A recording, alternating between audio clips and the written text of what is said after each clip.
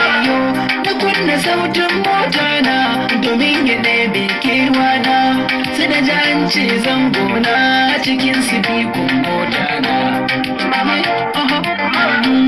Na mazanarta da burki na jin muryar ta a kunne na, sai ta ce ni ce mama kar da ka tsorata mai suna.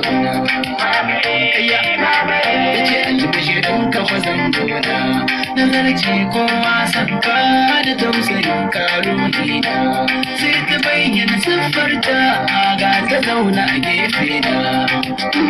Wayo fita kyakkyawa ku ji dangina, ina ma ku gane kwatance na so na bayyana kyawunta amma ya zarci tunani na.